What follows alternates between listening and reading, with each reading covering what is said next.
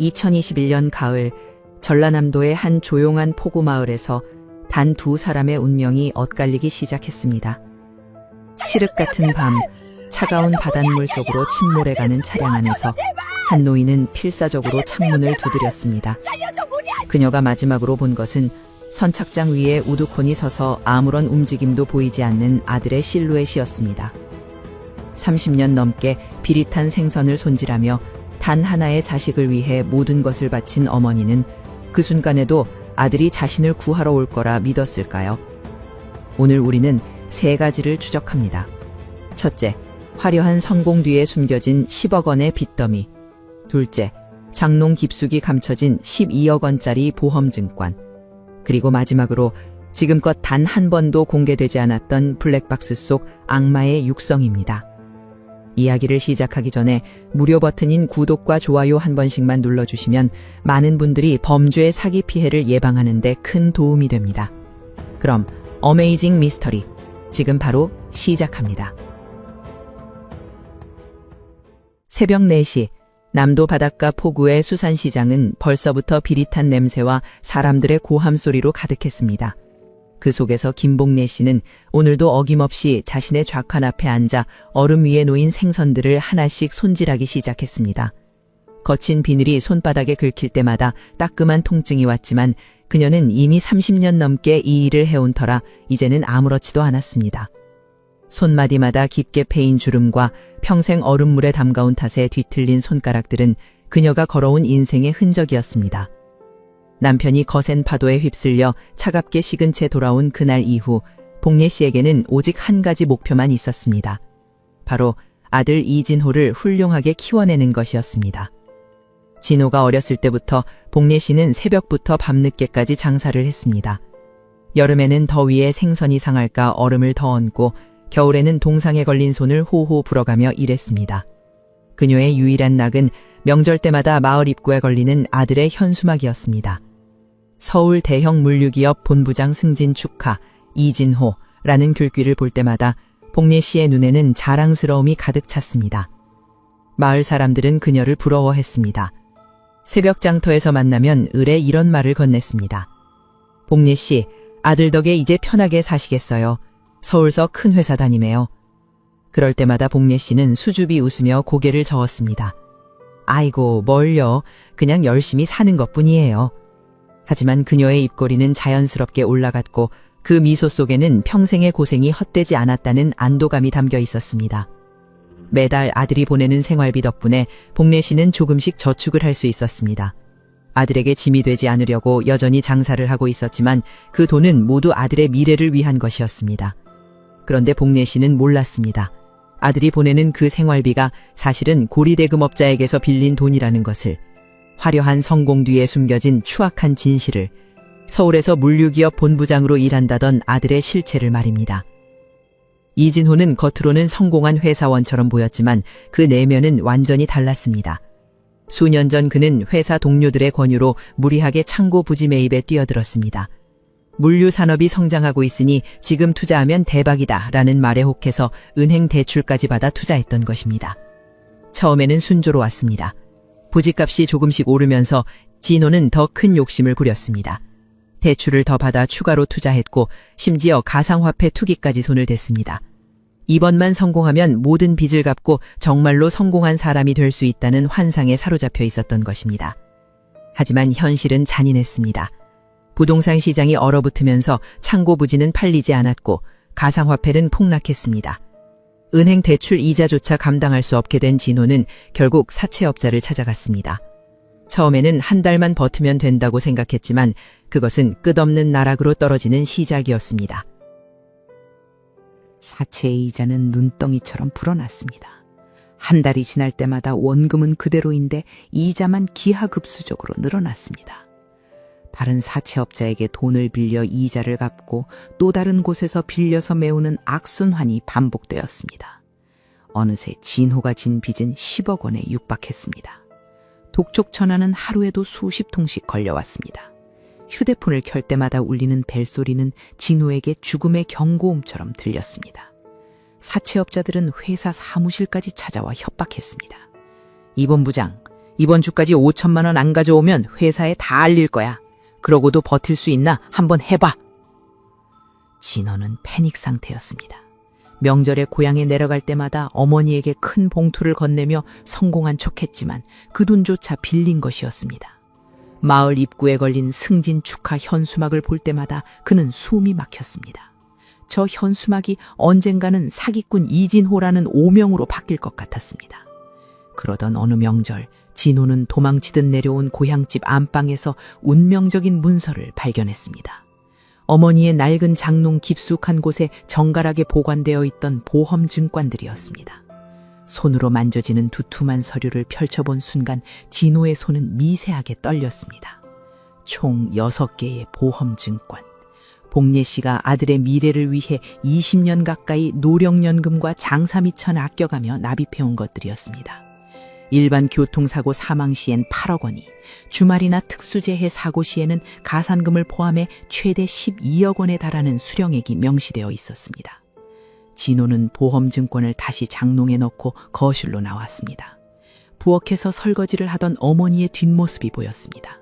굽은 등, 거친 손, 평생 자식 하나 위에 살아온 여인의 모습. 하지만 진호의 눈에 비친 것은 어머니가 아니었습니다. 그것은 12억 원짜리 현금 인출기였습니다. 그날 밤 서울로 올라오는 고속도로 위에서 진호는 이미 어머니의 장례식을 머릿속으로 그리고 있었습니다. 조문객들 앞에서 오열하는 자신의 모습, 보험금을 수령하러 가는 장면, 사채업자들에게 빚을 청산하고 자유로워지는 순간까지 모든 것이 마치 영화의 한 장면처럼 선명하게 떠올랐습니다. 창밖으로 보이는 어둠 속에서 진호는 이미 인간이기를 포기한 괴물이 되어가고 있었습니다. 평생 자신을 사랑했던 어머니를, 새벽 얼음물에 손을 담가가며 자신을 키워낸 어머니를 이제 그는 단순히 빚을 갚기 위한 도구로밖에 보지 못했습니다. 그리고 그날 밤부터 진호는 매일 밤 죽음의 그림자를 계산하기 시작했습니다. 서울로 돌아온 진호는 곧바로 현실의 벽에 부딪혔습니다. 사채업자들의 독촉은 이제 협박을 넘어 실행 단계로 접어들고 있었습니다. 어느 화요일 오후 그가 회의실에서 거래처와 미팅을 하던 중이었습니다. 문이 거칠게 열리더니 정장 차림의 남자 셋이 들어왔습니다. 이 본부장님 계시죠? 우리 사장님이 좀 뵙자는데요. 회의실 안에 공기가 순식간에 얼어붙었습니다. 거래처 담당자들은 당황한 표정으로 진호를 바라보았고 진호는 창백한 얼굴로 자리에서 일어났습니다. 그는 황급히 사람들을 밖으로 내보내고 사채업자들과 마주했습니다. 여기가 어디라고 이러는 겁니까? 회사인데. 진호가 떨리는 목소리로 항의했지만 사채업자는 비웃듯 코웃음을 쳤습니다. 회사? 이 본부장, 다음 주까지 원금 3억에 이자 5천 안 가져오면 이 회사 전 직원한테 다 알릴 거야. 본부장님이 얼마나 빚더미에 올라앉아 있는지.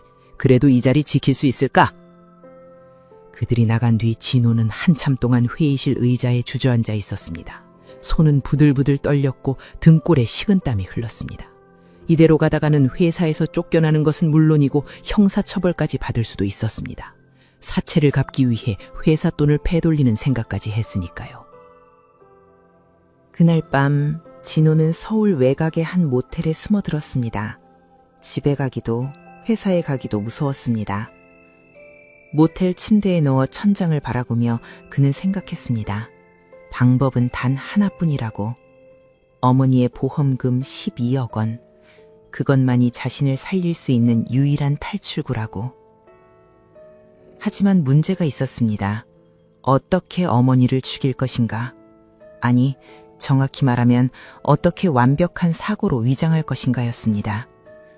진호는 물류업계에서 15년을 일한 전문가였습니다. 컨테이너 적재 시 무게중심을 계산하고 경사로에서의 하중 분산을 계산하는 일은 그에게 일상이었습니다. 그는 노트북을 꺼내 엑셀 시트를 열었습니다. 차량 무게, 경사각, 마찰계수, 가속도. 물리학 공식들이 화면을 채워갔습니다. 만약 차량이 일정 각도 이상의 경사로에 놓인다면 중립기어 상태에서도 중력에 의해 자연스럽게 굴러갈 것입니다. 브레이크를 밟지 않는다면 말이죠. 그래, 이거다. 진호의 눈빛이 차갑게 빛났습니다. 그는 며칠 동안 인터넷을 뒤지며 전라남도 일대의 선착장들을 검색했습니다. 인적이 드물고 바다로 이어지는 경사로가 있으며 CCTV가 없는 곳. 조건에 맞는 장소를 추리다 보니 후보지가 3곳으로 좁혀졌습니다. 진호는 주말을 이용해 고향 근처로 내려갔습니다. 물론 어머니에게는 들르지 않았습니다. 그는 혼자 차를 몰고 첫 번째 선착장으로 향했습니다. 항구 근처의 작은 부두였는데 생각보다 낚시꾼들이 많았습니다. 밤에도 야간 낚시를 즐기는 사람들이 있을 것 같았습니다. 목격자가 있으면 안 됩니다. 두 번째 장소는 폐선착장이었습니다. 오래전 어업이 중단되면서 방치된 곳이었는데 경사로의 각도가 너무 완만했습니다. 계산해보니 차량이 자연스럽게 굴러가기에는 각도가 부족했습니다. 억지로 밀어야 하는데 그러면 사고가 아니라 타살로 의심받을 수 있었습니다. 세 번째 장소에 도착했을 때 진호는 직감적으로 알았습니다. 여기가 바로 그 장소라는 것을. 외딴 포구의 끝자락 작은 배들을 출입시키기 위한 슬립웨이가 있었습니다. 콘크리트로 된 경사로는 바다를 향해 약 15도 각도로 뻗어 있었습니다.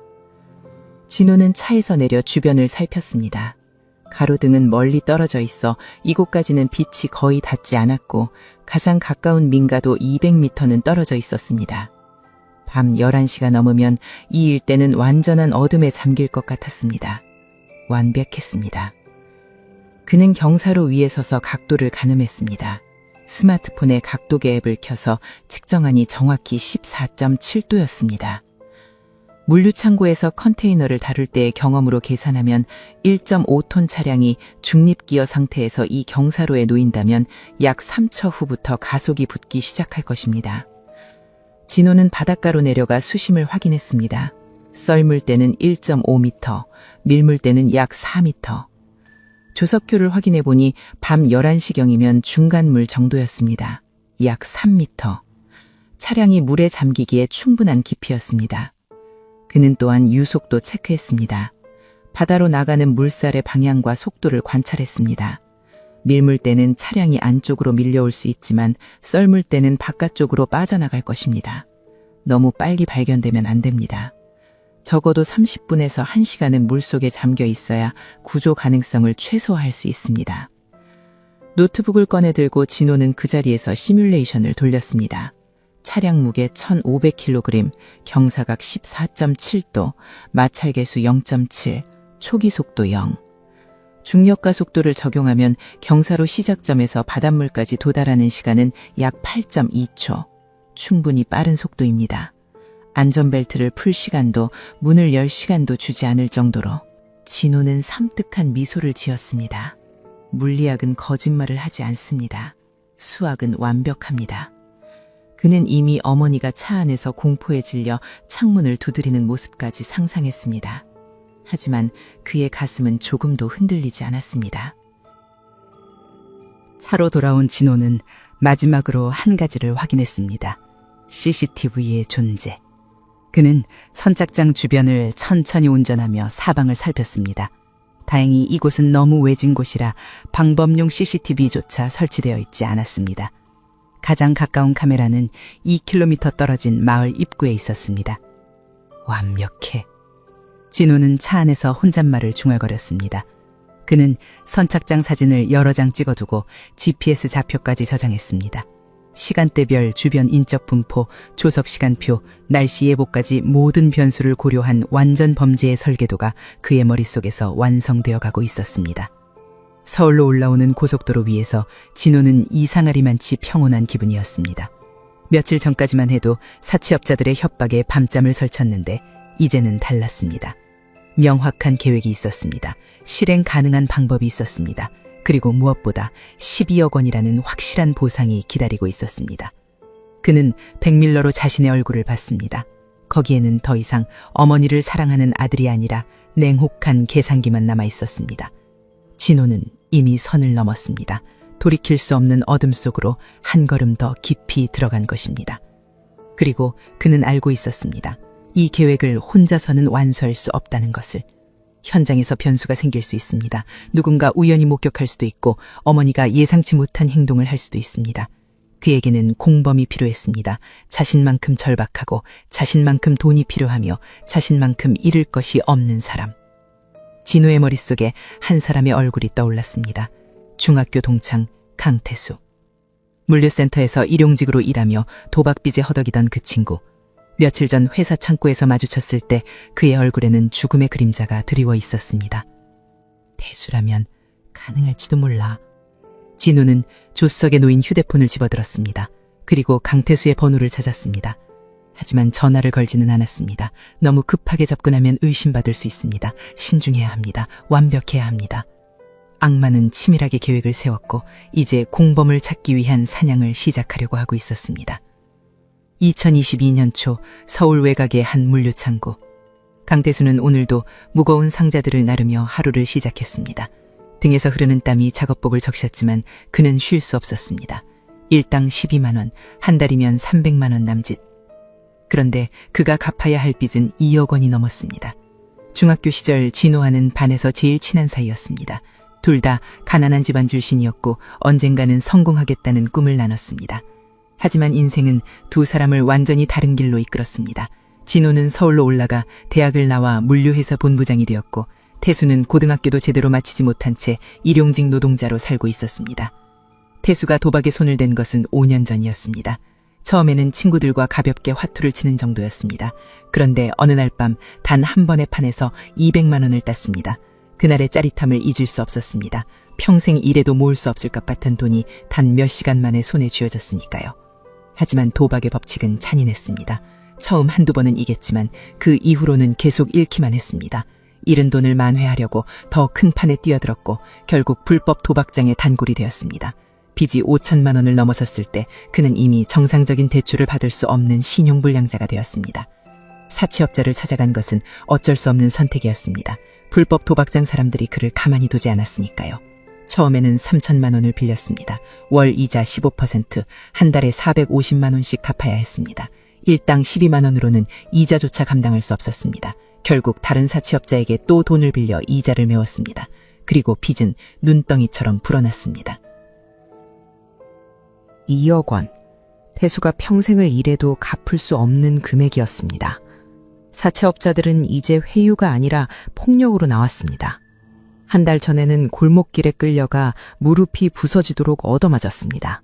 일주일 전에는 집 앞까지 찾아와 칼을 들이대며 협박했습니다. 이번 주까지 1억 원 안 가져오면 죽여, 진짜로.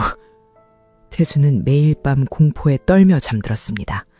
집에도 제대로 들어가지 못하고 찜질방이나 PC방을 전전했습니다.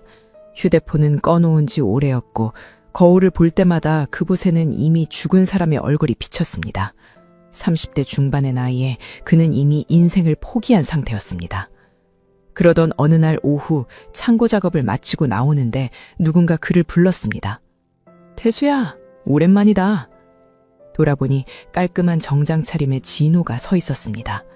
물류회사 본부장답게 말끔한 모습이었습니다. 태수는 순간 주눅이 들었습니다. 남루한 자신의 작업복과 상대의 정장이 대비되면서 초라함이 밀려왔습니다.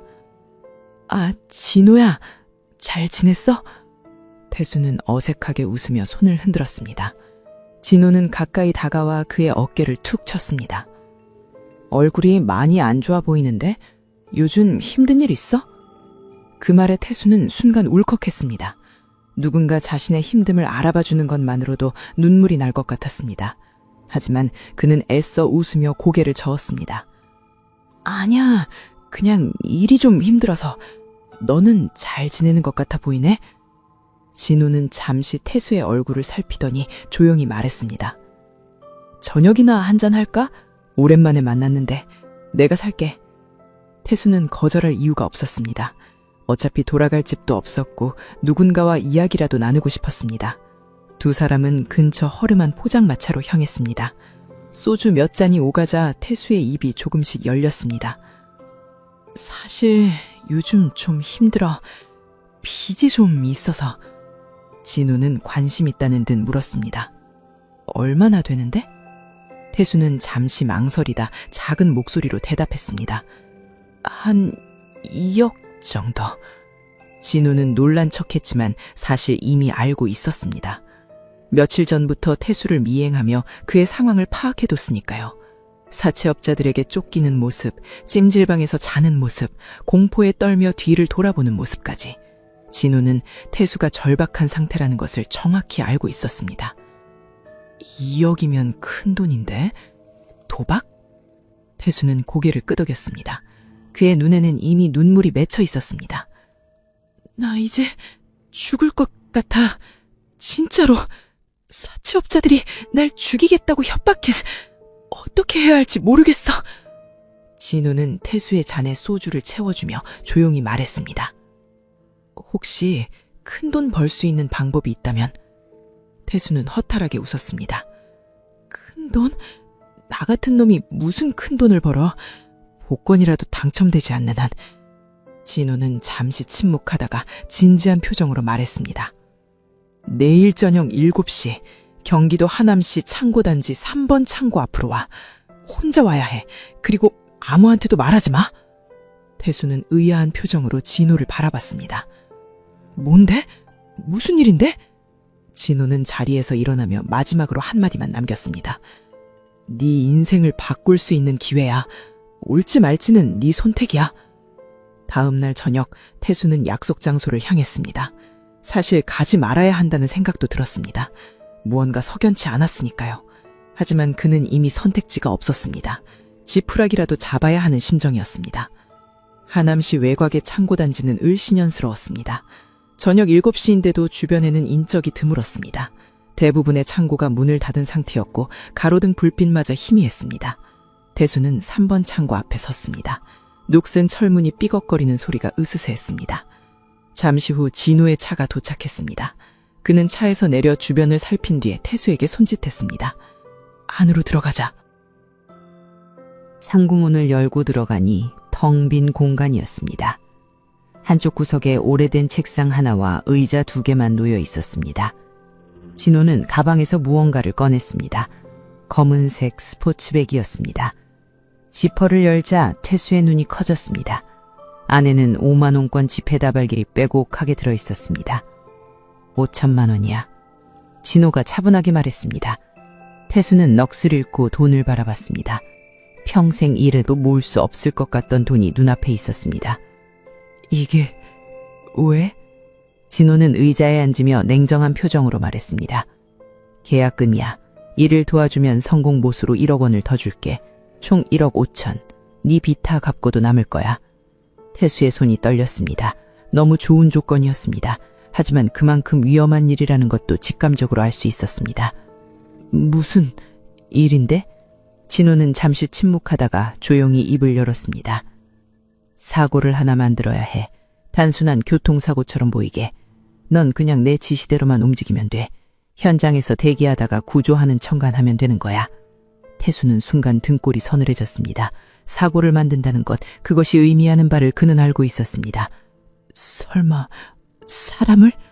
진호는 대답하지 않았습니다. 하지만 그 침묵이 모든 것을 말해주고 있었습니다. 태수는 벌떡 일어났습니다. 미쳤어? 나보고 살인에 가담하라고? 안 돼. 난 못해.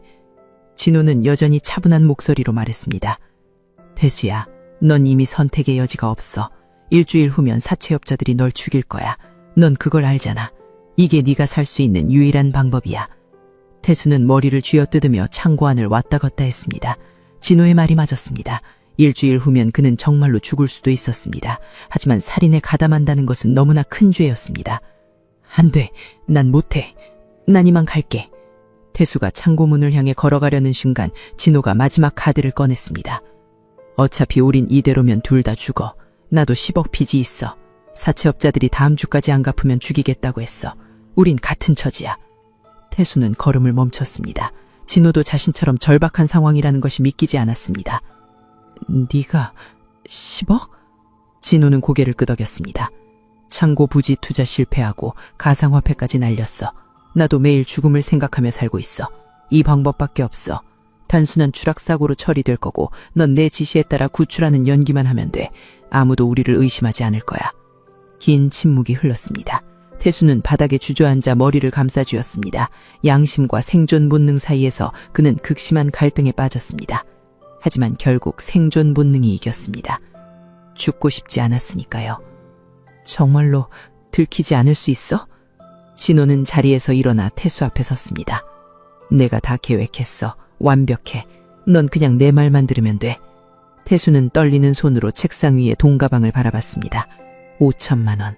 당장 사채업자들에게 갚고 숨통을 틀 수 있는 돈, 그리고 일을 마치면 추가로 1억 원. 모든 빚에서 해방될 수 있습니다. 누구를 죽이는 건데? 진호는 잠시 망설이다가 차갑게 대답했습니다. 내 어머니. 그 순간 태수는 진호의 눈을 봤습니다. 거기에는 어떤 감정도 없었습니다. 단지 냉혹한 계산만 있을 뿐이었습니다.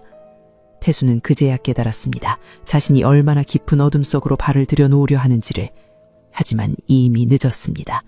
그는 돈가방을 집어들었습니다. 그 순간 태수는 자신의 영혼을 팔았습니다. 돈과 생존을 위해 인간으로서 넘지 말아야 할 선을 넘어버린 것입니다.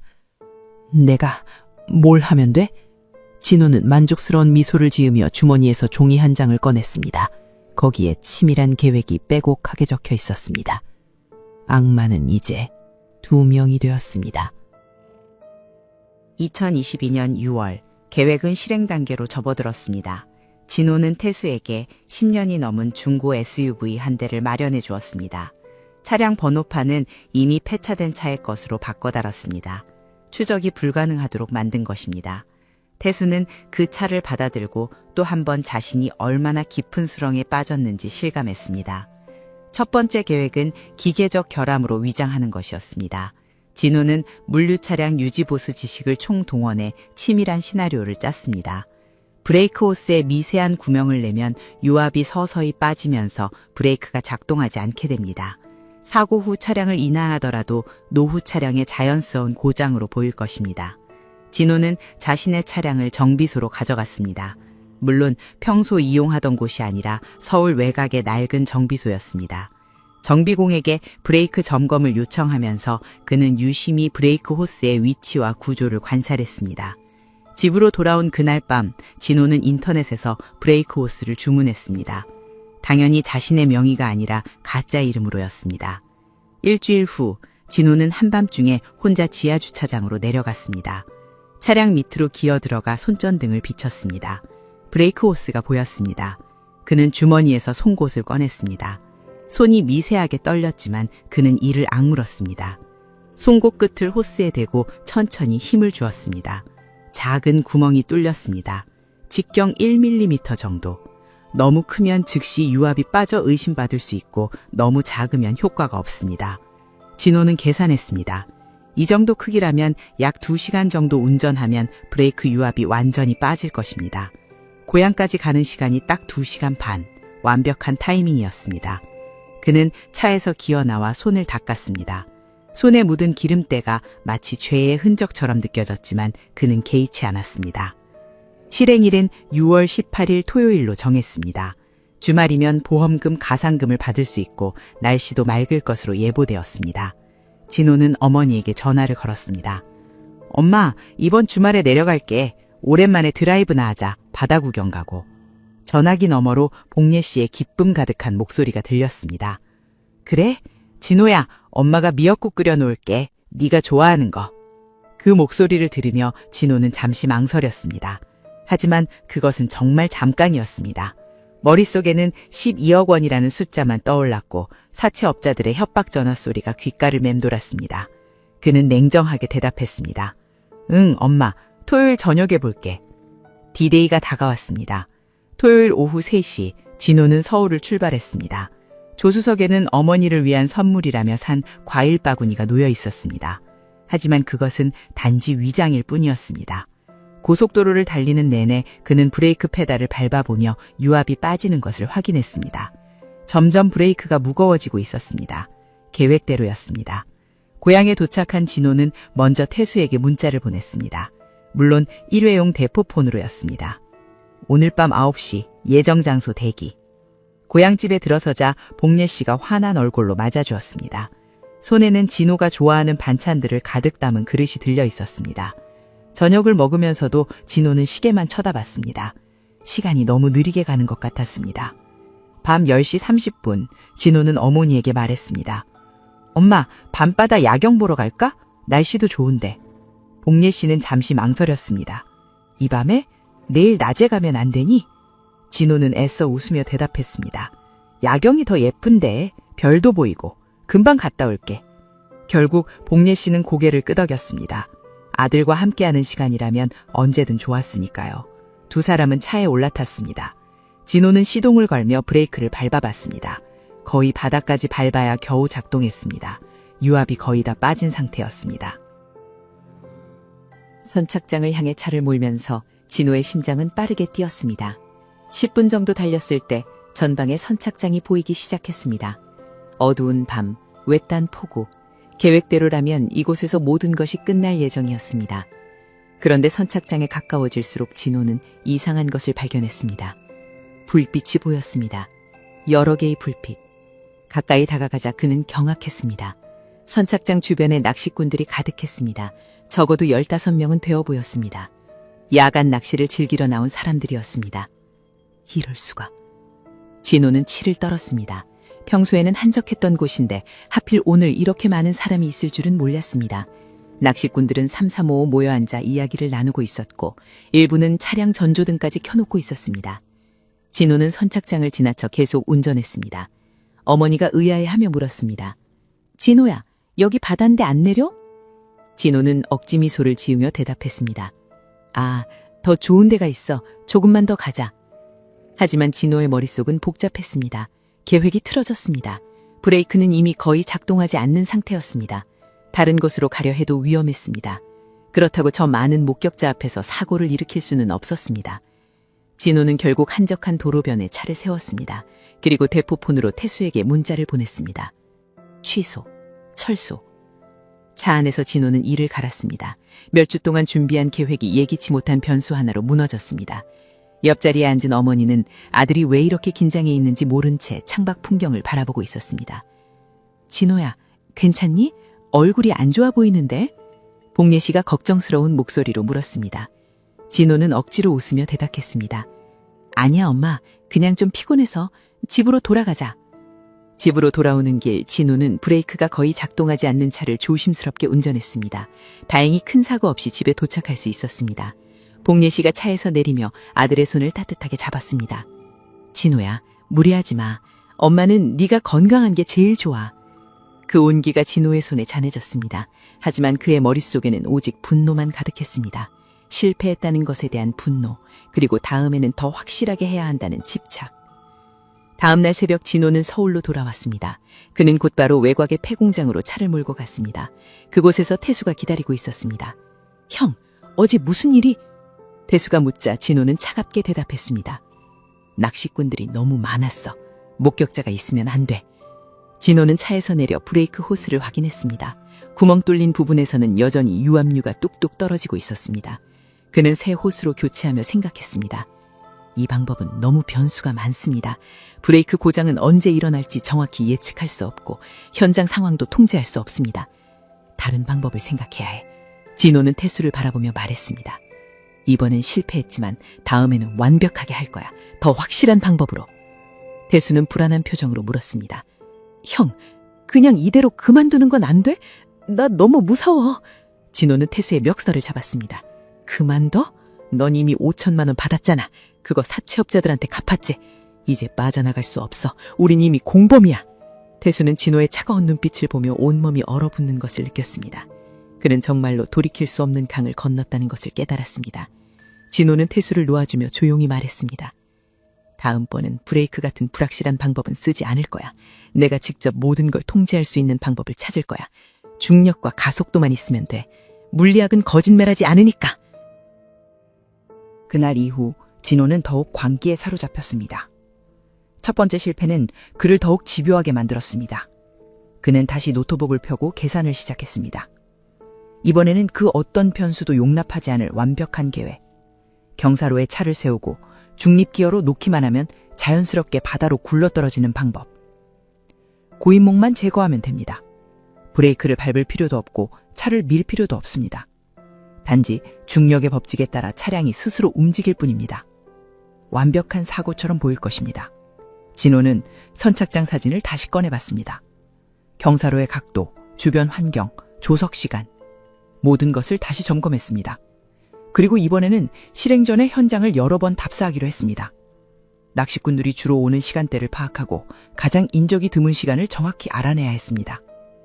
실패는 그를 더 치밀하게 만들었습니다. 그리고 더 냉혹하게 만들었습니다. 다음번에는 절대 실수하지 않을 것입니다.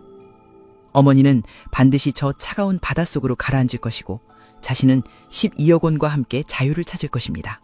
악마는 한 번의 실패로 더욱 강해졌습니다. 2022년 여름부터 2023년 가을까지 진호는 총 13차례에 걸쳐 그 선착장을 찾았습니다. 매번 다른 요일, 다른 시간대에 방문하며 패턴을 분석했습니다. 낚시꾼들은 주로 주말 저녁에 몰렸고 평일 밤 11시 이후에는 거의 나타나지 않았습니다. 특히 달이 없는 금은 무렵에는 완전한 어둠에 잠겼습니다. 진호는 모든 데이터를 엑셀 파일에 정리했습니다. 날씨, 조석, 요일별 인적 분포, 주변 가로 등의 조도까지 완벽한 실행일을 찾기 위한 치밀한 작업이었습니다. 그리고 마침내 2023년 11월 23일 목요일을 D-Day로 확정했습니다. 그날은 금음달이었고 조석표상 밤 11시경 중간물이었으며 기상청 예보에는 맑음이 표시되어 있었습니다. 실행 일주일 전부터 진호는 어머니에게 부쩍 다정해졌습니다. 평소 한 달에 한 번 정도 전화하던 것과 달리 이제는 이틀에 한 번씩 안부를 물었습니다. 엄마, 잘 지내? 건강은 괜찮아? 복례 씨는 아들의 잦은 연락에 기뻐하면서도 한편으로는 걱정했습니다. 진호야, 무슨 일 있니? 요즘 너무 자주 전화하는 것 같아서. 진호는 능숙하게 거짓말을 늘어놓았습니다. 아니 엄마, 요즘 사업이 잘 풀려서 기분이 좋아. 그동안 엄마한테 소홀했던 것 같아서. 11월 20일 월요일, 진호는 어머니에게 택배를 보냈습니다. 고급 건강식품과 따뜻한 내복 세트였습니다. 복례 씨는 택배를 받고 감격해서 전화를 걸었습니다. 진호야, 이렇게 비싼 거 왜 보냈니? 엄마는 괜찮은데. 진호는 전화기 너머로 웃으며 대각했습니다. 엄마, 이제 날씨 추워지잖아. 몸 따뜻하게 해. 그리고 이번 주 목요일에 내려갈게. 오랜만에 드라이브나 하자. 11월 23일 목요일 오후 4시, 진호는 서울을 출발했습니다. 조수석에는 어머니가 좋아하는 호두과자 한 상자가 놓여 있었습니다. 고속도로를 달리는 내내 그는 대포폰으로 태수와 교신했습니다. 7시 반에 출발, 11시 현장 도착 예정. 태수의 답장이 왔습니다. 알았어. 10시 50분부터 대기. 오후 7시, 진호는 고향집에 도착했습니다. 복례 씨는 아들을 보자마자 환한 미소를 지었습니다. 저녁 식사탁에는 진호가 좋아하는 반찬들이 가득했습니다. 된장찌개, 김치천, 갈치조림. 모두 어머니가 정성껏 준비한 것들이었습니다. 진호야, 많이 먹어. 서울에서 제대로 못 먹어 다니는 것 같아. 복례 씨는 아들의 그릇에 반찬을 계속 덜어주었습니다. 진호는 평소보다 많이 먹었습니다. 어쩌면 이것이 어머니가 해주는 마지막 식사일지도 모른다는 생각 때문이었을까요? 아니, 그는 그런 삼상에 젖지 않으려 했습니다. 그저 기계적으로 음식을 입에 넣었을 뿐입니다. 오후 10시 30분, 진호는 시계를 보며 자리에서 일어났습니다. 엄마, 나랑 드라이브 갈래? 오늘 날씨 정말 좋던데. 복례 씨는 의아의 표정을 지었습니다. 이 밤에? 진호야, 너 피곤하지 않니? 진호는 어머니의 손을 잡으며 부드럽게 말했습니다. 괜찮아. 밤바다가 정말 예쁘거든. 별도 많이 보이고. 엄마 바다 구경 좋아하잖아. 금방 갔다 올게. 복례 씨는 잠시 망설이다가 고개를 끄덕였습니다. 아들과 함께하는 시간이라면 언제든 좋았습니다. 그녀는 외투를 챙겨 입고 아들을 따라 차로 향했습니다. 차에 올라탄 복례 씨는 따뜻한 히터 바람에 기분이 좋아졌습니다. 진호야, 요즘 정말 효자 됐네. 엄마 기분 좋으라고 이렇게까지 해주고. 진호는 백미러로 어머니를 보며 억지 미소를 지었습니다. 엄마한테 잘해드리는 게 당연한 거지. 차는 고향마을을 빠져나와 해안도로로 접어들었습니다. 밤 11시가 가까워지자 도로는 점점 한적해졌습니다. 가로등도 드물어지기 시작했습니다. 진호는 대포폰을 슬쩍 확인했습니다. 태수에게서 문자가 와 있었습니다. 현장 도착, 사람 없음, 준비 완료. 진호의 심장이 빠르게 뛰기 시작했습니다. 드디어 그 순간이 다가왔습니다. 1년이 넘는 준비 끝에 마침내 실행하는 날. 그는 핸들을 꽉 쥐었습니다. 손바닥에서 땀이 배어났습니다. 밤 11시 5분, 차는 목적지인 선착장에 도착했습니다. 진호가 예상했던 대로 주변에는 아무도 없었습니다. 가로등 불빛은 200m 떨어진 곳에서 희미하게 빛날 뿐이었고 선착장 앞은 칠흑 같은 어둠에 잠겨 있었습니다. 와, 정말 조용하네. 바닷소리가 잘 들려. 복례 씨가 창문을 열며 감탄했습니다. 파도가 부서지는 소리가 고요한 밤 공기를 타고 들려왔습니다. 진호는 천천히 차를 경사로 쪽으로 몰았습니다. 그가 몇 번이나 답사했던 바로 그 자리였습니다. 차를 세운 진호는 시동을 켠 채로 기어를 주차 P 위치에 놓았습니다. 그리고 조용히 말했습니다. 엄마, 여기서 사진 한 장 찍어드릴게. 배경이 정말 예쁘거든. 복례 씨는 고개를 끄덕이며 미소 지었습니다. 그래? 우리 아들이 사진도 찍어준다고? 진호는 차에서 내렸습니다. 그의 손에는 휴대폰이 들려 있었습니다. 하지만 그것은 핑계일 뿐이었습니다. 그는 차량 뒤쪽으로 돌아가 트렁크를 열었습니다. 그리고 미리 준비해둔 고인목을 꺼냈습니다. 어둠 속에서 진호는 재빨리 움직였습니다. 타이어 밑에 고인목을 슬쩍 빼냈습니다. 경사로에 놓인 차량은 이제 오직 주차기어와 풋브레이크만으로 지탱되고 있었습니다. 그는 다시 운전석 문을 열었습니다. 엄마, 잠깐만. 각도를 좀 조절할게. 진호는 운전석에 앉아 기어를 살짝 움직였습니다. 주차 P에서 중립 뉴트럴, 그리고 다시 주행 D와 중립 뉴트럴의 경계 지점으로 미묘한 위치였습니다. 완전히 중립도 아니고 완전히 주행도 아닌. 하지만 진호가 차에서 내리는 순간 기어가 자연스럽게 중립으로 빠질 것입니다. 진호는 다시 차 밖으로 나왔습니다. 그리고 뒷걸음질을 치기 시작했습니다. 한 걸음, 두 걸음. 어머니와의 거리가 점점 멀어졌습니다. 엄마, 조금만 기다려. 여기서 찍을게. 그 순간이었습니다. 진호가 차에서 완전히 떨어지자 미묘한 진동이 발생했습니다. 기어가 중립으로 빠진 것입니다. 동시에 중력이 작용하기 시작했습니다. 14.7도 경사로 위에 놓인 1.5톤 차량. 물리학 법칙은 정확했습니다. 처음에는 느리고 그러나 점점 가속도가 붙으며 차량이 움직이기 시작했습니다. 복례 씨는 처음에는 무슨 일인지 몰랐습니다. 그저 차가 살짝 흔들리는 것 같았습니다. 하지만 곧 창문 밖 풍경이 움직이기 시작했습니다. 뒤로, 바다를 향해. 진호야! 복례 씨의 목소리가 떨렸습니다. 그녀는 뒤를 돌아봤습니다. 어둠 속에서 아들의 실루엣이 보였습니다. 하지만 아들은 움직이지 않았습니다. 그저 서서 차를 바라보고 있을 뿐이었습니다. 진호야! 차가 움직여! 복례 씨는 패닉 상태에 빠졌습니다. 차는 점점 빠르게 경사로를 내려가기 시작했습니다. 그녀는 필사적으로 운전석으로 몸을 옮기려 했습니다. 하지만 안전벨트가 그녀를 조수석에 묶어두고 있었습니다. 떨리는 손으로 벨트를 풀려 했지만 공포 때문에 제대로 되지 않았습니다. 진호야, 살려줘. 복례 씨의 절규가 밤 공기를 찢었습니다. 하지만 진호는 미동도 하지 않았습니다. 차가운 눈으로 그저 바라볼 뿐이었습니다. 차량은 이제 시속 30km 이상의 속도로 바다를 향해 돌진하고 있었습니다. 복례 씨는 마지막으로 창문을 두드렸습니다. 그녀의 눈에는 공포와 함께 이해할 수 없다는 표정이 가득했습니다. 왜 아들이 자신을 구하러 오지 않는지, 왜 그저 서서 바라보고만 있는지, 그리고 마지막 순간 그녀의 눈과 아들의 눈이 마주쳤습니다. 그곳에는 아무것도 없었습니다. 사랑도, 슬픔도, 죄책감도, 오직 차가운 계산만이 있을 뿐이었습니다. 쿵! 차량이 바닷물에 부딪히는 둔탁한 소리가 울렸습니다. 물보라가 튀어올랐고 차는 순식간에 물속으로 가라앉기 시작했습니다. 거대한 거품들이 수면 위로 솟아올랐고 곧 모든 것이 어둠 속으로 사라졌습니다. 진호는 그 자리에 서서 10분 넘게 움직이지 않았습니다. 차가 완전히 물속으로 가라앉아 거품조차 보이지 않을 때까지. 밤바다는 다시 고요해졌고 파도 소리만이 규칙적으로 들려왔습니다. 진호의 휴대폰이 진동했습니다. 태수였습니다. 형, 이제 가야 돼? 진호는 문자를 확인하고 답장을 보냈습니다. 5분 후 등장, 계획대로. 그리고 진호는 천천히 숨을 들이쉬었습니다. 이제 연기를 시작할 시간이었습니다. 완벽한 연기. 그는 바다를 향해 비명을 지르기 시작했습니다. 엄마! 엄마! 그의 목소리는 공포와 절규로 가득 차 있었습니다. 하지만 그것은 모두 거짓이었습니다. 그의 내면은 이미 차갑게 식어 있었습니다. 악마는 마침내 그의 계획을 완성했습니다. 진호는 선착장 끝에 서서 바다를 향해 계속 소리를 질렀습니다.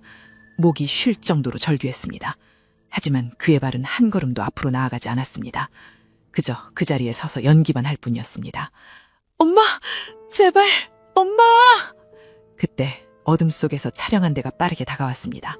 헤드라이트가 진호를 비췄습니다. 태수였습니다. 그는 급브레이크를 밟으며 차를 세우고 황급히 뛰어내렸습니다.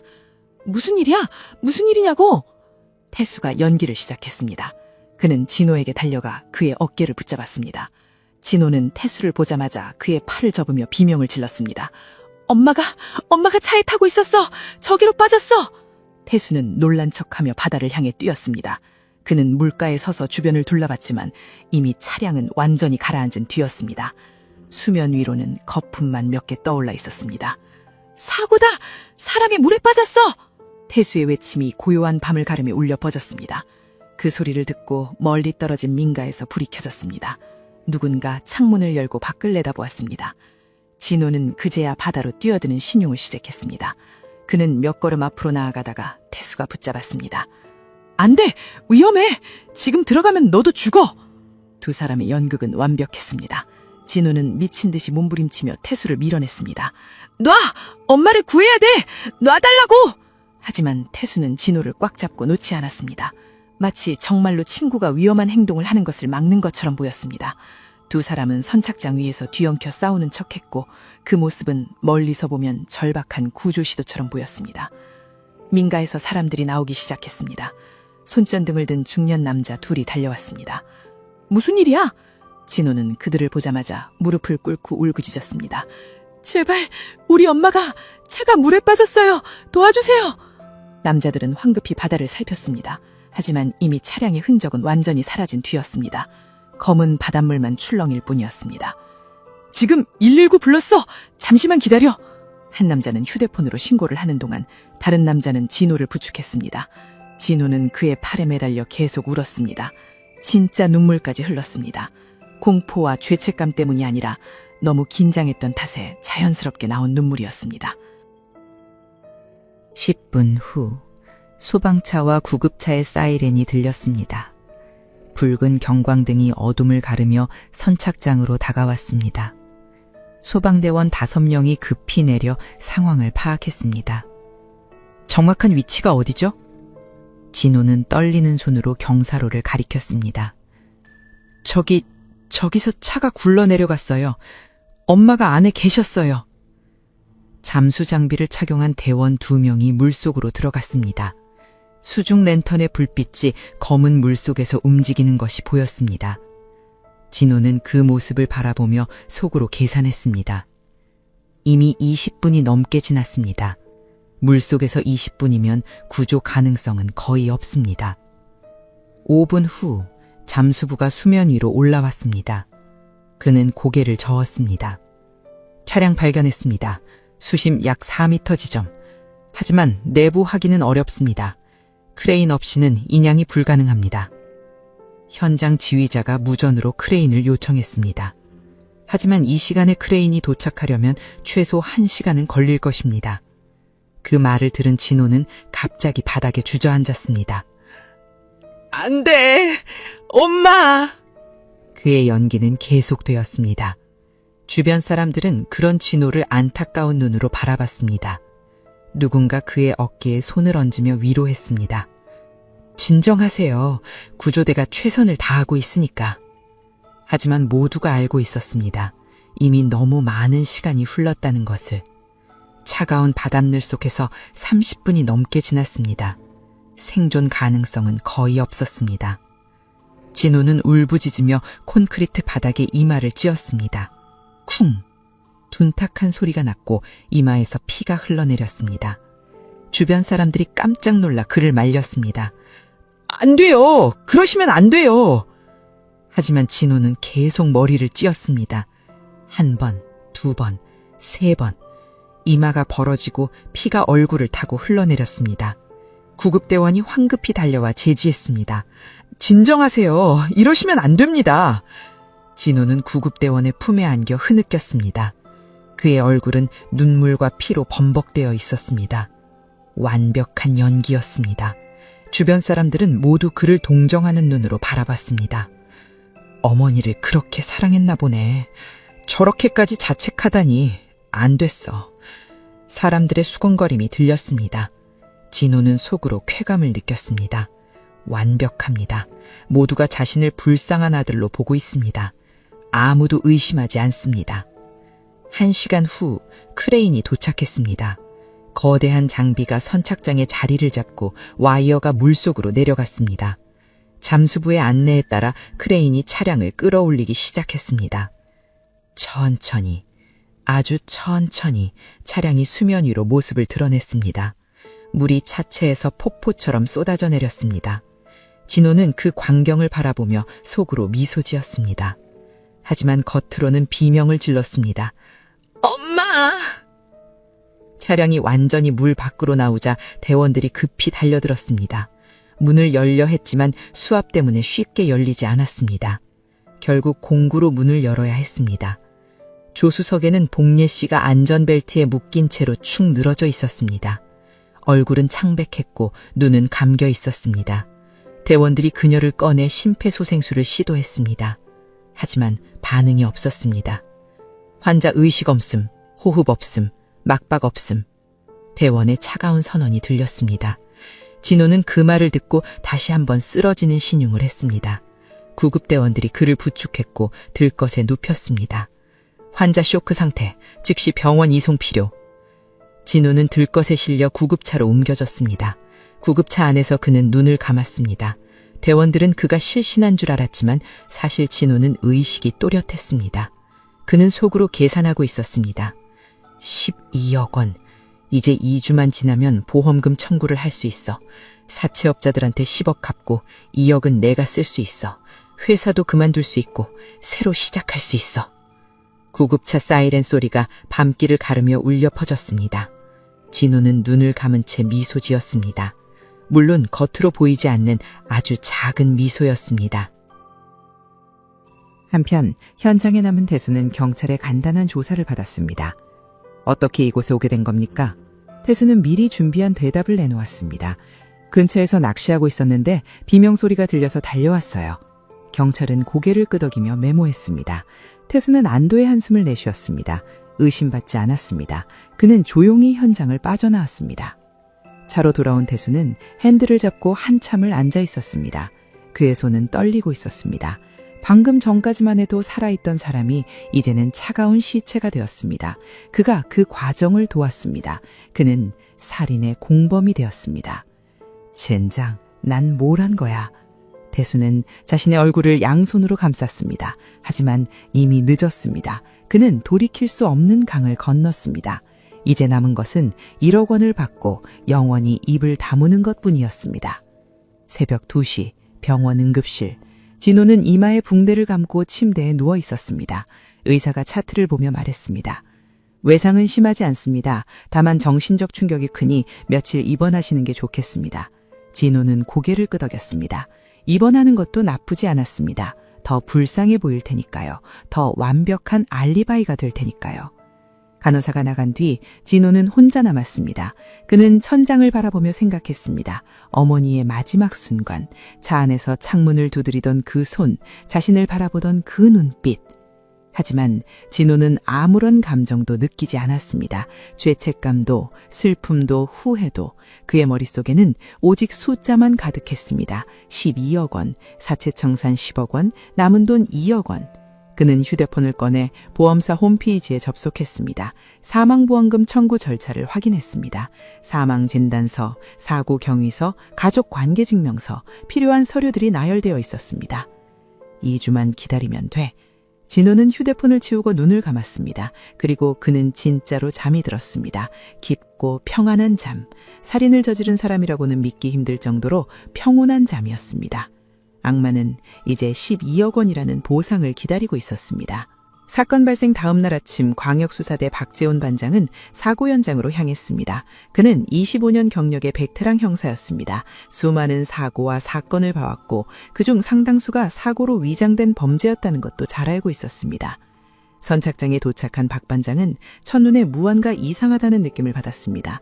경사로를 따라 천천히 걸으며 그는 바닥을 주의 깊게 살폈습니다. 타이어 자국이 보였습니다. 하지만 이상했습니다.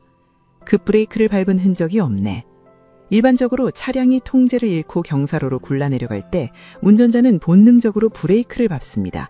그러면 타이어와 노면 사이에 마찰이 생기며 스키드 마크, 즉 제동 흔적이 남습니다. 하지만 이 현장에는 그런 흔적이 전혀 없었습니다. 박 관장은 동료 형사에게 말했습니다. 차가 그냥 자연스럽게 굴러간 것처럼 보여 마치 아무도 브레이크를 밟지 않은 것처럼. 동료가 고개를 갸우뚱했습니다. 그럴 리가요. 차가 움직이면 당연히 브레이크를 밟지 않겠습니까? 박 반장은 대답하지 않고 인양된 차량으로 걸어갔습니다. 차량은 증거 보존을 위해 경찰 차고에 보관되어 있었습니다. 그는 장갑을 끼고 운전석 문을 열었습니다. 내부는 물에 젖어 있었지만 구조는 그대로였습니다. 박 반장은 기어 레버를 확인했습니다. 중립 자세, 내추럴 위치에 있었습니다. 그는 주변을 더 살폈습니다. 조수석 안전벨트는 채워진 상태였습니다. 피해자가 벨트를 채우고 있었다는 증거였습니다. 운전석은 박 반장이 물었고 감식 팀원이 대답했습니다. 운전석 안전벨트는 풀려 있었습니다. 운전자는 차 밖에 있었다고 하니까요. 박 반장은 고개를 끄덕이며 차량 하부를 확인하기 시작했습니다. 그는 바닥에 누워 전등을 비추어 차체 밑을 비쳤습니다. 브레이크 호스, 윤활유, 서스펜션, 모든 것을 꼼꼼히 살폈습니다. 기계적 결함은 보이지 않습니다. 감식팀원의 말에 박 반장은 일어서며 턱을 쓰다듬었습니다. 뭔가 석연치 않았습니다. 단순 사고라고 보기에는 너무 많은 것이 이상했습니다. EDR 데이터는 확보했나? EDR, 즉 이벤트 데이터 기록 장치는 차량에 설치된 블랙박스와 같은 것입니다. 사고 직전에 차량 상태를 기록하는 장치였습니다. 네, 분석팀에 넘겼습니다. 오후에 결과 나올 겁니다. 박 반장은 경찰서로 돌아와 진호의 진술서를 다시 읽었습니다. 진호는 다음과 같이 진술했습니다. 어머니와 야경을 보러 선착장에 갔습니다. 차를 경사로 근처에 세우고 사진을 찍어드리려고 차에서 내렸습니다. 그런데 갑자기 차가 움직이기 시작했습니다. 저는 놀라서 소리를 질렀지만 차는 이미 바다로 떨어지고 있었습니다. 어머니를 구하려 했지만 너무 빨랐습니다. 진술은 논리적이었습니다. 하지만 박 반장의 오랜 경험은 무언가 빠진 부분이 있다고 속삭였습니다. 오후 3시 EDR 분석 결과가 나왔습니다. 박 반장은 보고서를 받아들고 꼼꼼히 읽었습니다. 그리고 그의 눈이 한 지점에서 멈췄습니다. 사고 직전 가속 페달 압력 0, 브레이크 페달 압력 0. 이것이 의미하는 바는 명확했습니다. 사고가 일어나기 직전 아무도 가속 페달이나 브레이크 페달을 밟지 않았다는 것입니다. 차량은 그저 중력에 의해 굴러내려갔을 뿐이었습니다. 박 반장은 동료 형사를 불렀습니다. 이거 봐. 아무도 페달을 밟지 않았어. 이게 정상적인 상황일까? 동료가 보고서를 읽으며 고개를 갸우뚱했습니다. 차가 움직이는데 브레이크를 안 밟았다? 그게 말이 됩니까? 박 반장은 의자에 기대며 생각에 잠겼습니다. 만약 운전자가 차 밖에 있었다면 당연히 브레이크를 밟을 수 없습니다. 하지만 조수석에 탄 피해자는 왜 브레이크를 밟지 않았을까요? 놀라서 반응하지 못했을까요? 아니면 물리적으로 브레이크를 밟을 수 없는 상황이었을까요? 박 반장은 다시 현장 사진을 펼쳤습니다. 경사로의 각도, 차량의 위치, 주변 환경, 모든 것을 다시 분석했습니다. 그리고 그는 계산기를 꺼냈습니다. 경사각 14.7도, 차량 무게 1,500kg, 중립기어 상태에서 이 경사로에 놓인다면 약 3초 후부터 가속이 시작될 것이며 그리고 경사로 끝까지 도달하는 시간은 약 8초. 누군가 의도적으로 차를 중립에 놓고 굴러가게 만들었다면 박 반장의 눈빛이 날카로워졌습니다. 그는 수사팀을 소집했습니다. 이 사건 단순 사고가 아닐 가능성이 있습니다. 진호 씨의 동선을 다시 확인하십시오. 특히 사고 당일 누구와 접촉했는지, 휴대폰 기록은 어떤지 전부 조사하십시오. 수사팀이 움직이기 시작했습니다. 그들은 먼저 진호의 휴대폰 위치 기록을 추적했습니다. 스마트폰에 내장된 GPS와 기지국 기록을 분석하면 사용자의 이동 경로를 파악할 수 있습니다. 데이터가 나왔습니다. 사고 당일 오후 4시 서울 출발, 오후 7시 고향 도착, 오후 10시 30분 출발, 오후 11시 5분 선착장 도착. 모든 것이 진호의 진술과 일치했습니다. 하지만 박 반장은 여기서 멈추지 않았습니다. 그는 사고 전후 일주일간의 위치 기록을 모두 요청했습니다. 그리고 그곳에서 이상한 패턴을 발견했습니다. 진호 씨가 사고 일주일 전인 11월 16일에도 같은 장소를 방문했네요. 동료가 데이터를 보며 말했습니다. 박 반장은 더 과거 기록을 요청했습니다. 그리고 놀라운 사실을 발견했습니다. 6개월 동안 총 13번이나 이 선착장을 방문했어. 이게 우연일까? 수사팀은 긴장했습니다. 13번의 방문. 이것은 단순한 우연이 아니었습니다. 누군가 철저히 현장을 답사한 것입니다. 박 반장은 진호의 재산 상태를 조회했습니다. 그리고 또 다른 충격적인 사실을 알게 되었습니다. 진호는 10억 원이 넘는 채무를 지고 있었습니다. 은행 대출 3억 원, 사채 7억 원. 동기가 있네. 박 반장은 피해자 김봉례 씨의 보험 가입 내역도 확인했습니다. 총 6개 보험, 사망 시 최대 12억 원 수령, 수익자는 모두 아들 이진호.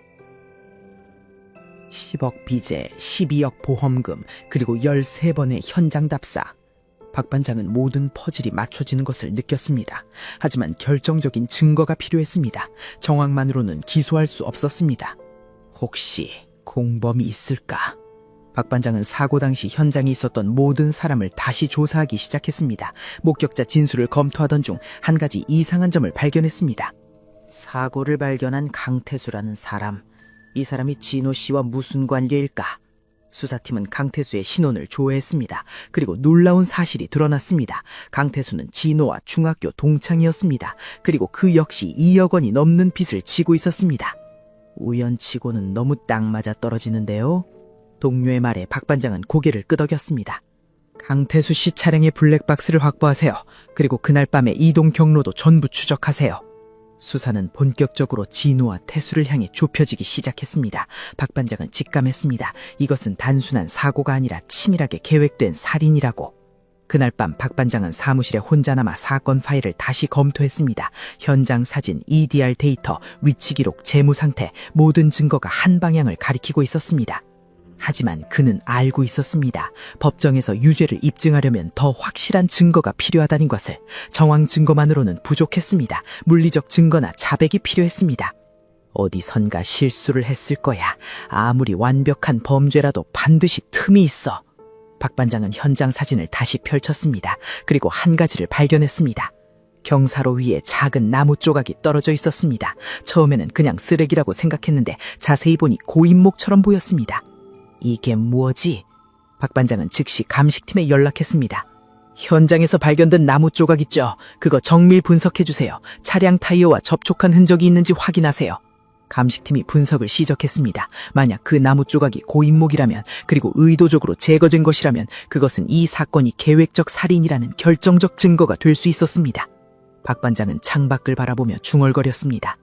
이진호, 너는 완벽하다고 생각했겠지. 하지만 과학은 거짓말하지 않아. 그리고 나는 반드시 진실을 밝혀낼 거야. 수사의 그물망이 점점 좁혀지고 있었습니다. 사건 발생 4일 후 박 반장은 강태수를 경찰서로 소환했습니다. 태수는 소환장을 받고 손이 떨렸습니다. 그는 급히 진호에게 전화를 걸었습니다. 형, 경찰이 나를 부르래. 어떡해? 진호는 차분한 목소리로 대답했습니다. 당황하지 마. 넌 그냥 우연히 지나가다 사고를 목격한 거야. 그것만 말하면 돼. 절대 흔들리지 마.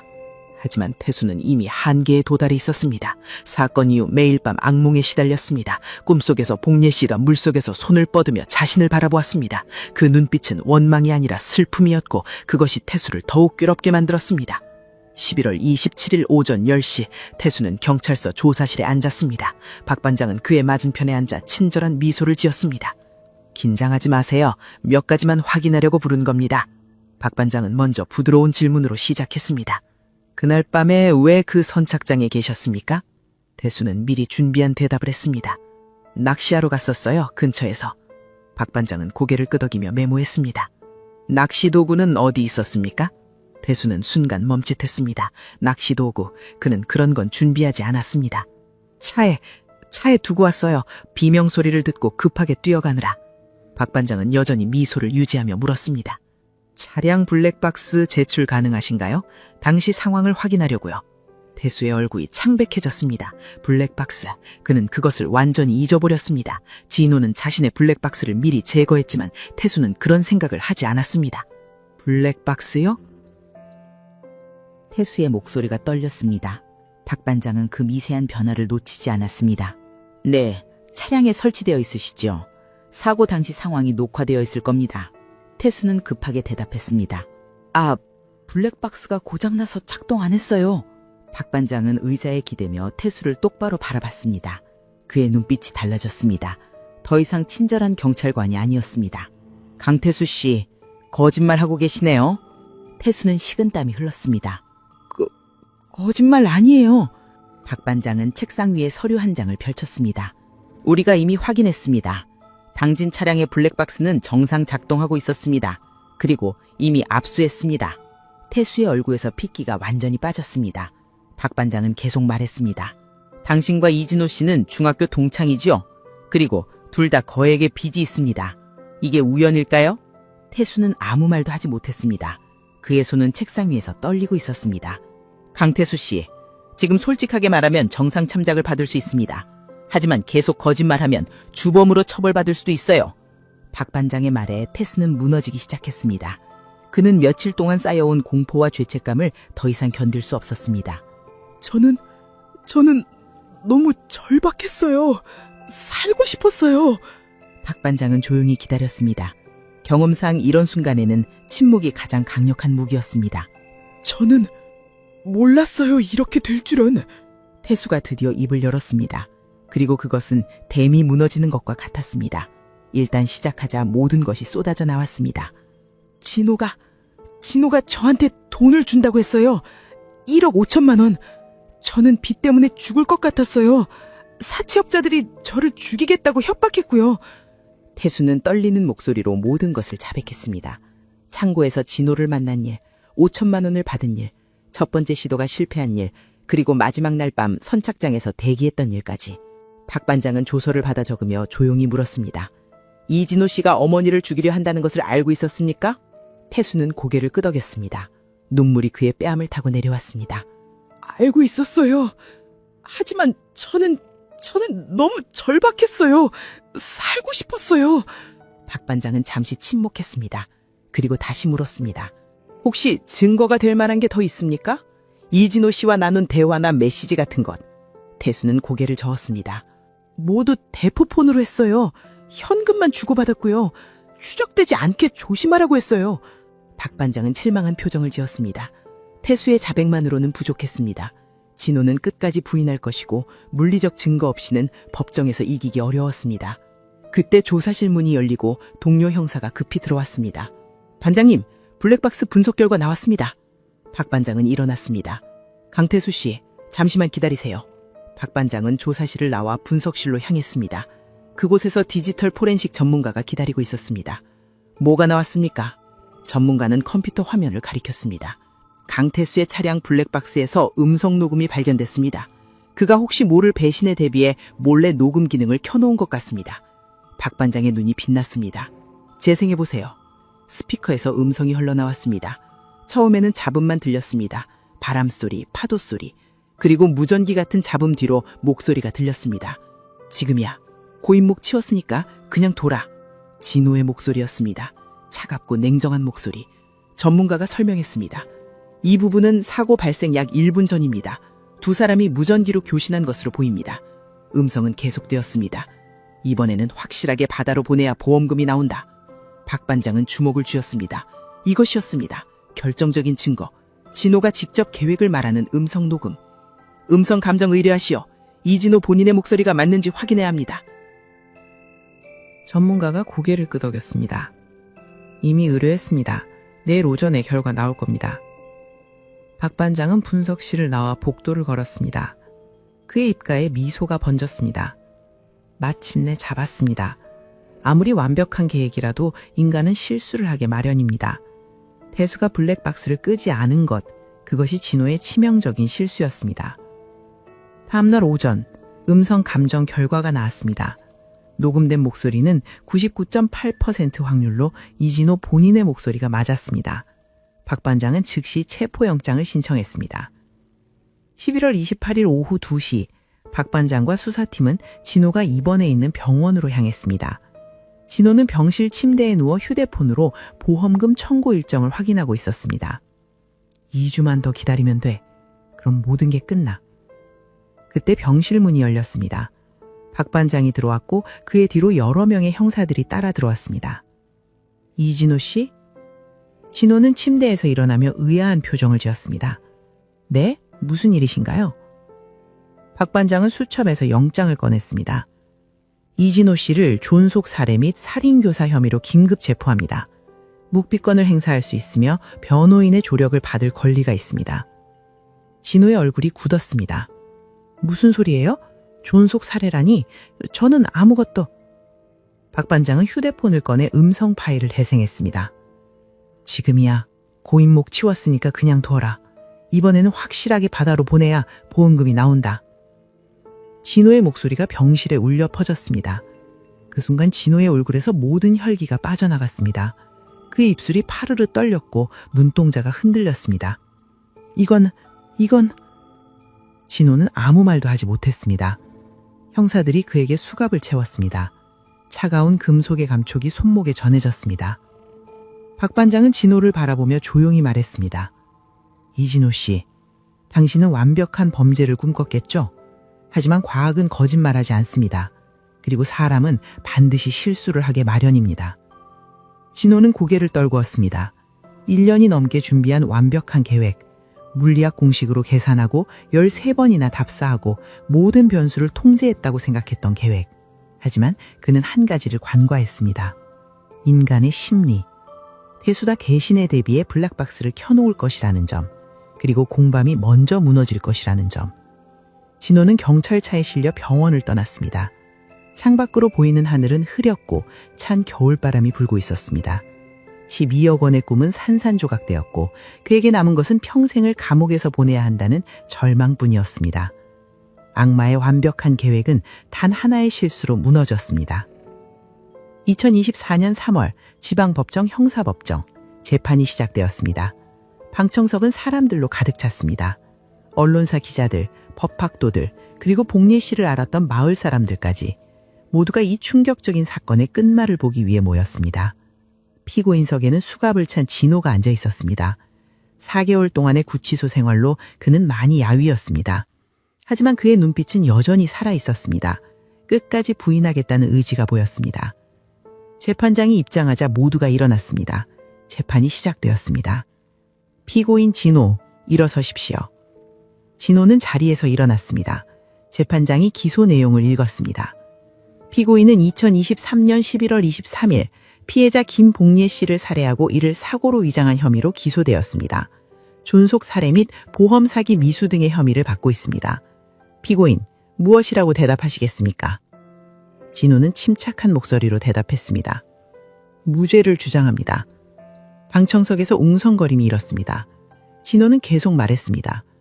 저는 어머니를 정말 사랑했습니다. 그날 밤은 단순한 사고였습니다. 제가 차에서 내린 사이 차량이 의도치 않게 움직인 것뿐입니다. 비 때문에 정신이 혼란스러웠던 것은 사실이지만 어머니를 죽이려 한 적은 절대 없습니다. 검사가 자리에서 일어났습니다. 재판장님, 피고인의 주장은 명백한 거짓입니다. 검찰은 이를 입증할 충분한 증거를 제출하겠습니다. 검사는 첫 번째 증거를 제출했습니다. 진호의 휴대폰 위치 기록이었습니다. 피고인은 사고 발생 6개월 전부터 총 13차례에 걸쳐 사고 현장인 선착장을 방문했습니다. 이것이 우연이라고 주장할 수 있습니까? 진호는 변호인과 잠시 속삭이더니 대답했습니다. 저는 바다를 좋아합니다. 스트레스를 받을 때 바다를 보러 자주 갔습니다. 검사는 냉소적인 미소를 지었습니다. 그렇다면 왜 하필 그 선착장만 13번이나 방문했습니까? 전라남도 해안선은 수백 킬로미터인데 왜 항상 같은 장소였습니까? 진호는 대답하지 못했습니다. 검사는 두 번째 증거를 제출했습니다. 피해자 김복례 씨는 6개의 보장성 보험에 가입되어 있었습니다. 사망 시 수령액은 최대 12억 원, 수액자는 모두 피고인입니다. 스크린에 보험증권 사본이 띄워졌습니다. 검사는 계속 설명했습니다. 피고인의 채무는 10억 원이 넘습니다. 은행 대출 3억, 사채 7억 이상. 사채업자들은 피고인을 협박했고 회사에까지 찾아왔습니다. 피고인에게는 명확한 동기가 있었습니다. 진호는 여전히 침착함을 유지하려 했습니다. 빚이 있는 것과 어머니를 죽인 것은 별개입니다. 저는 어머니의 보험금을 노린 적이 없습니다. 검사는 세 번째 증거를 제출했습니다. 차량 EDR 데이터였습니다. 사고 당시 차량의 이벤트 데이터를 분석한 결과 가속 페달과 브레이크 페달에 가해진 압력이 전혀 없었습니다. 이것은 무엇을 의미합니까? 검사는 방청석을 둘러보며 설명했습니다. 차량이 자연스럽게 중력에 의해 굴러내려갔다는 것입니다. 누군가 의도적으로 차량을 중립기어에 놓고 고인목을 제거한 것입니다. 진호의 얼굴에 미세한 균열이 생겼습니다. 하지만 그는 여전히 버텼습니다. 제가 차에서 내릴 때 실수로 기어가 움직였을 수 있습니다. 의도한 것이 아닙니다. 검사는 고개를 저었습니다. 실수라고요? 그렇다면 이것도 실수입니까? 검사는 결정적인 증거를 제출했습니다. 태수의 블랙박스에서 추출한 음성 파일이었습니다. 법정에 스피커 소리가 울려 퍼졌습니다. 지금이야. 고인목 치웠으니까 그냥 둬라. 진호의 목소리였습니다. 차갑고 냉정한 목소리. 방청석에서 탄식이 터져나왔습니다. 이번에는 확실하게 바다로 보내야 보험금이 나온다. 음성이 끝나자 법정은 침묵에 잠겼습니다. 진호는 창백한 얼굴로 고개를 떨궜습니다. 더 이상 변명할 여지가 없었습니다. 검사는 마지막 일격을 가했습니다.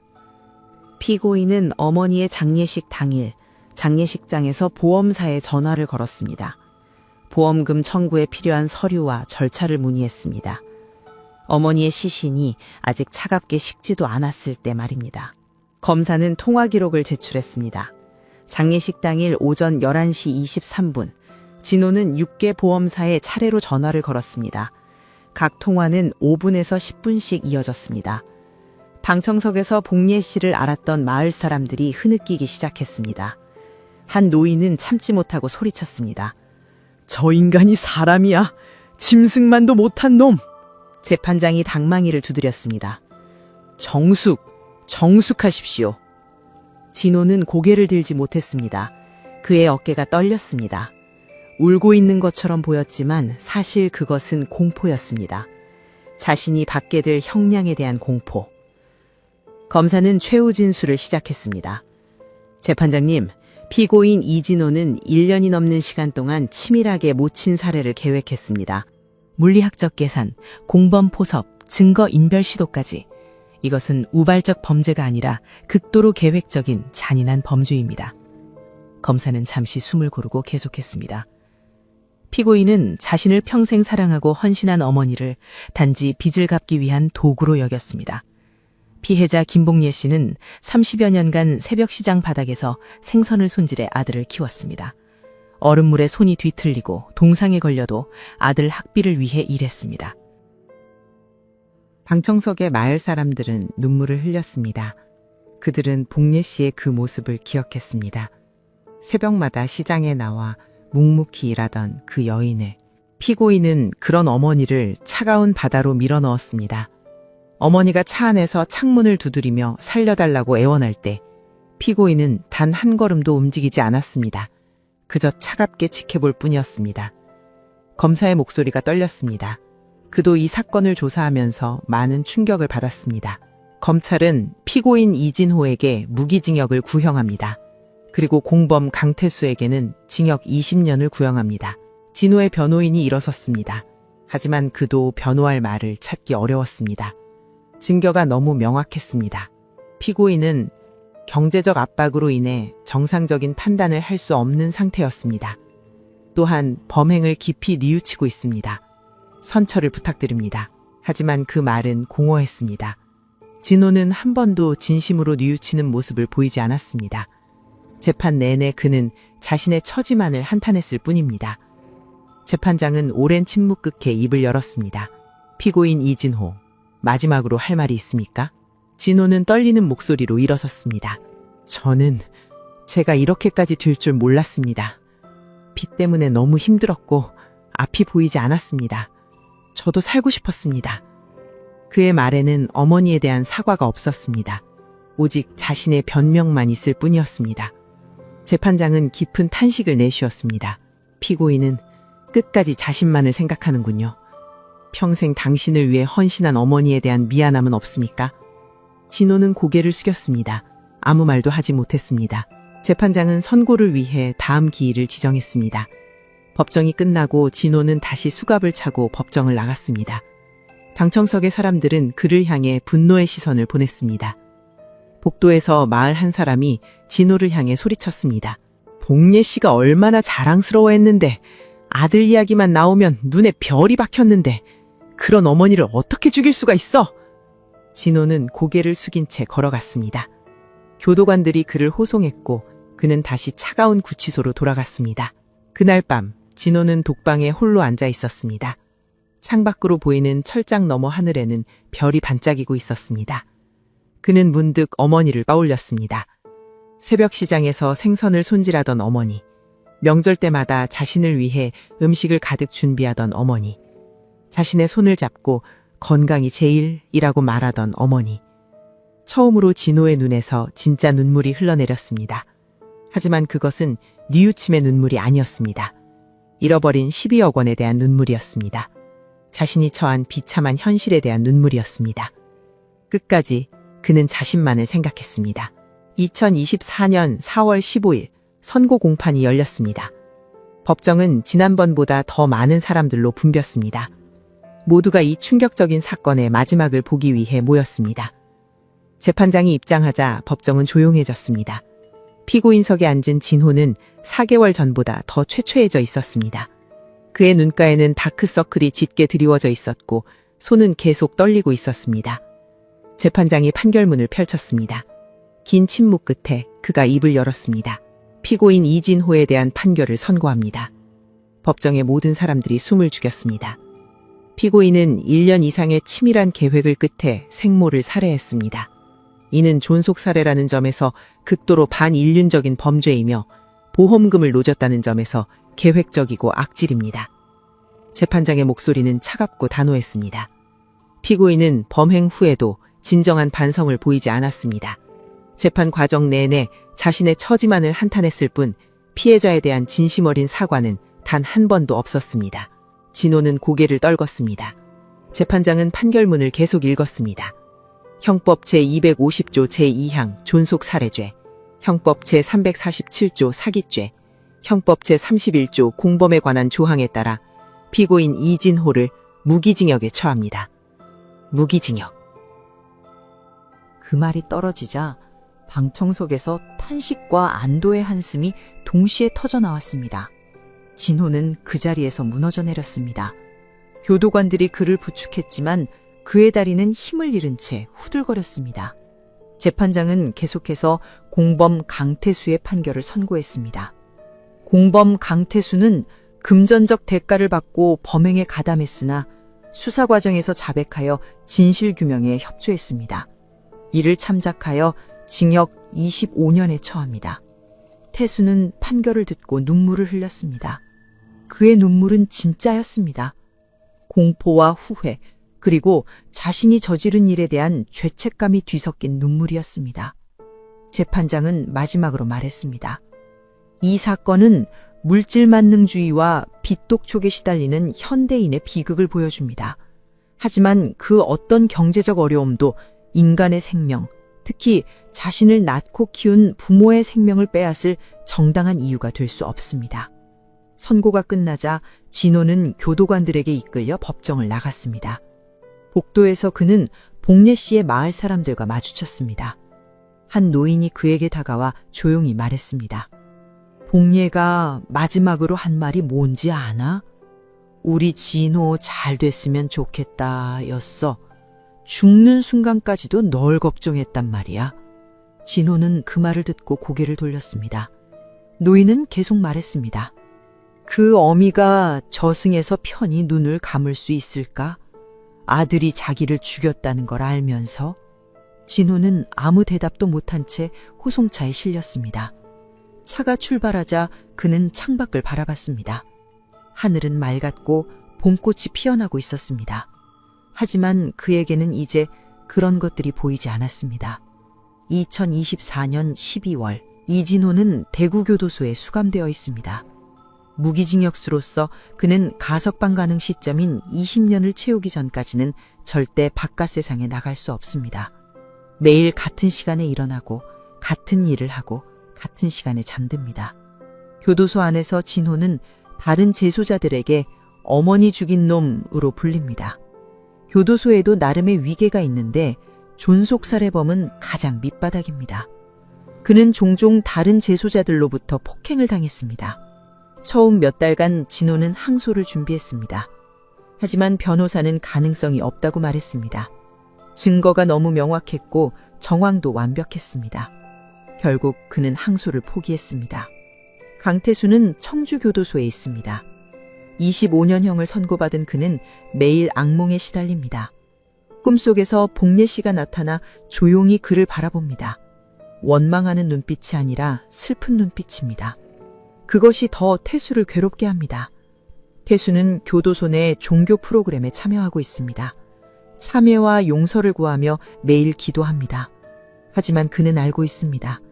자신이 저지른 일은 어떤 신도 용서할 수 없다는 것을. 사건이 발생한 선착장은 지금도 그대로입니다. 여전히 낚시꾼들이 찾아오고 파도가 밀려왔다 밀려갑니다. 하지만 마을 사람들은 그곳을 저주받은 곳이라고 부르며 피합니다. 복례 씨가 30년 넘게 일했던 수산시장의 좌판은 다른 상인이 이어받았습니다. 하지만 가끔 오래된 단골 손님들이 찾아와 복례 씨를 그리워합니다. 참 좋은 사람이었는데 아들 자랑만 하면 눈이 반짝반짝 빛났지. 시장 사람들은 지금도 기억합니다. 새벽부터 밤늦게까지 일하며 아들을 위해 헌신했던 그 여인을. 이 사건은 많은 질문을 남겼습니다. 진호는 정말로 어머니를 한 번도 사랑하지 않았을까요? 아니면 사랑했지만 빛의 압박이 그 사랑을 짓눌러버린 걸까요? 만약 그에게 다른 선택지가 있었다면 그는 다른 길을 걸었을까요? 태수는 왜 거절하지 못했을까요? 1억 5천만 원이라는 돈이 정말로 사람의 양심을 마비시킬 만큼 큰 것이었을까요? 그는 진짜 살인자일까요? 아니면 또 다른 피해자일까요? 그리고 우리 사회는 물었습니다. 빛에 짓눌린 사람들이 극단적 선택을 하기 전에 우리가 해줄 수 있는 것은 무엇이었을까요? 이 비극은 정말 막을 수 없었던 걸까요? 박재훈 반장은 정년퇴직을 한 달 앞두고 있습니다. 25년 경력 동안 수많은 사건을 해결했지만 이 사건은 그에게 특별히 남았습니다. 완벽한 범죄 같았지만 결국 인간의 실수가 진실을 드러냈습니다. 과학기술의 발전이 많은 도움이 되었지만 그보다 중요한 건 끝까지 진실을 추구하는 집념이었습니다. 그는 퇴직 후 후배 형사들을 위한 교육 자료로 이 사건을 정리하고 있습니다. 블랙박스 음성 분석, EDR 데이터 활용, 위치 추적 기법. 이 사건은 현대 과학 수사의 좋은 교본이 되었습니다. 진호가 받지 못한 12억 원의 보험금은 보험사 규정에 따라 거부되었습니다. 보험금 살인으로 인정된 경우 수익자는 보험금을 받을 수 없습니다. 그 돈은 영원히 그의 손에 닿지 못했습니다. 진호의 10억 원 빚은 여전히 남아 있습니다. 사채업자들은 이제 그를 찾지 않습니다. 무기징역수에게서 받아낼 것이 없다는 걸 알기 때문입니다. 하지만 그 빚은 장부의 기록으로 남아있고 이자는 계속 불어나고 있습니다. 어쩌면 진호가 교도소에서 나오는 날 그를 기다리는 것은 더 커진 빚의 액수일지도 모릅니다. 하지만 20년 후 그가 정말로 가석방될 수 있을지는 아무도 모릅니다. 2024년 12월의 한밤, 진호는 간방 창문 너머로 달을 바라봤습니다. 보름달이 밝게 빛나고 있었습니다. 그는 문득 생각했습니다. 저 달 아래에 어머니도 서 있었을까? 새벽 시장으로 향하던 그 많은 날들, 어머니도 저 달을 보며 무슨 생각을 했을까? 하지만 이미 늦었습니다. 그는 어머니에게 물어볼 수도 사과할 수도 없습니다. 차가운 철창만이 그의 현실입니다. 이 사건은 우리에게 묻습니다. 사랑은 정말로 돈보다 강할까요? 아니면 충분히 큰 빚 앞에서는 모든 사랑도 무너질 수밖에 없는 걸까요? 그리고 악마는 태어나는 걸까요? 아니면 만들어지는 걸까요? 여러분은 어떻게 생각하시나요? 끝까지 시청해 주셔서 감사합니다. 지금까지 어메이징 미스터리였습니다.